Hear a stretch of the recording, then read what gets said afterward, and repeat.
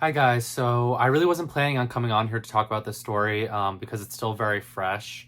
The trauma really hasn't healed at all. This only happened a couple weeks ago, but I figured that I really wanted to spread awareness on this issue and really make sure that no one else makes the same mistake that I did of buying a Labubu Fleshlight, because mine was certainly haunted. I don't know if all of them are, but I really hope that you don't take that risk. And because they're just starting to gain some traction, get more popular, I really wanted to make sure that this doesn't evolve into a craze and everyone suddenly owns a Labubu flashlight and experiences the same awful events and results that I did. So just to give a little bit of backstory as to why I originally bought the Labubu flashlight. Just in general, I mean, to be quite vulnerable, just walking around on the street, seeing the Labubus hanging off of people's bags.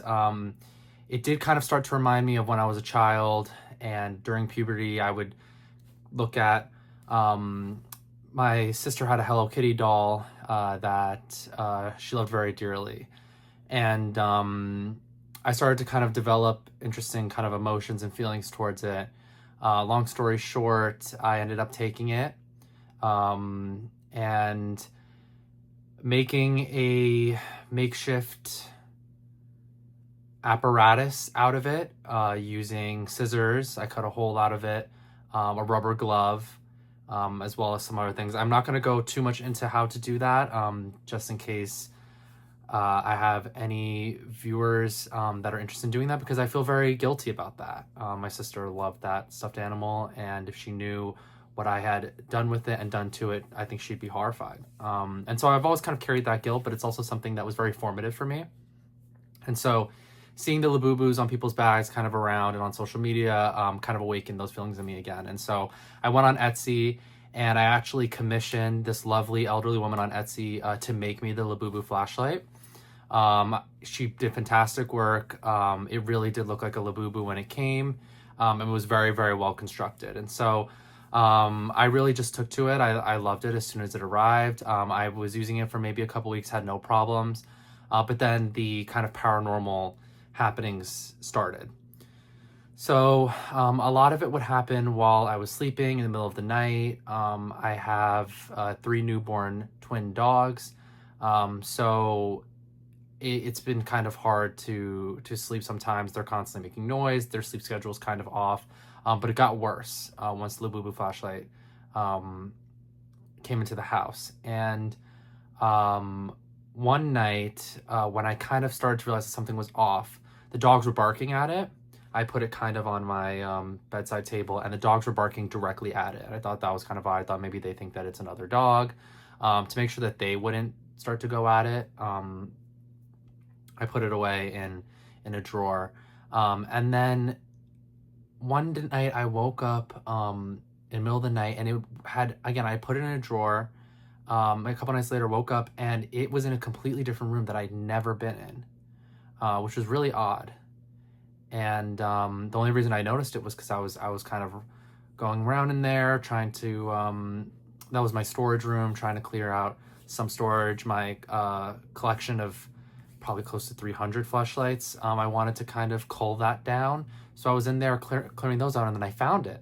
And I was thinking, did I accidentally maybe purchase multiple? And I was like, no, but this is just a thing that's just started to get popular. Like, there's no way I had this from years ago in storage. So that was really odd.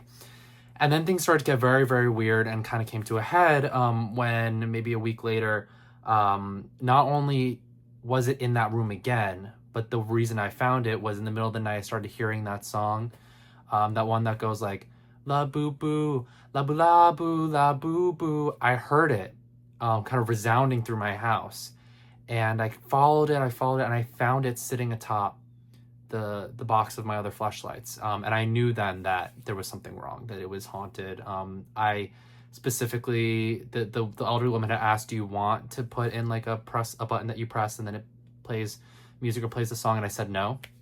I didn't want to accidentally hit it while I was using it. I feel like that'd be quite easy. And it was also, I think, just an unnecessary expense. If I wanted to hear the song while using it, I could just play it on my phone or my laptop or something, which I had done a couple times, but I didn't want it embedded in the actual Fleshlight. So that was really odd. And I should have known. I should have thrown it away right then and there. I had been warned of some things like this happening. I come from a long line of Gooners, and they had told me of previous experiences with other toys that had taken on some sort of entity, had become possessed, and led to awful things. And I had heard, there was kind of a family legend that my great-grandfather, that his passing was caused by a toy that had become possessed. At the time, they were quite rudimentary. So it really wasn't so much a toy as it was a teddy bear that he had custom retrofitted. And the doctors had blamed it on the asbestos in the bear. But the entire family said that no, the bear had come alive, that it was sick and tired of being used and had become sentient and killed my great-grandfather. Whether it was the asbestos used in making the bear or not, he did pass, and that has always kind of stuck in the back of my mind, and stuck in the back of my mind of all the Gooners in my family. So I should have known, but I didn't. And a week later, my house burned down. And we don't know still, it's still under investigation what started the fire. Luckily, me and my 3 twin newborn dogs were able to make it out. But I just know, I remember so clearly when I was leaving the house that I looked in the window and I saw the flames and all the smoke, and I looked in the window and I saw it looking back at me. I saw its little eyes and its little rubber gaping mouth. And I knew that it was watching me and that it had taken its revenge. So yeah, I mean, I'm still trying to heal from that. It's definitely shifted my worldview. I mean, I have gone ahead and ordered another one from a different seller, because clearly the one from that seller, I don't know if she had spirits or something in her making it. And I know you might think I'm crazy for ordering another one, but I need to reclaim it. I can't let this experience drive my fear of custom fleshlights. It's something that has brought me a lot of joy over the years. It's a great hobby of mine. I've spent hundreds of thousands of dollars on the hobby and my collection. So I'm not ready to let that go, and I can't let this entity win. It can take my house, it can take my dignity, but it can't take my love and my passion for fleshlights. So yeah, again, this is just a warning. I hope you guys, if you want to take it and you want to heat it, that is up to you.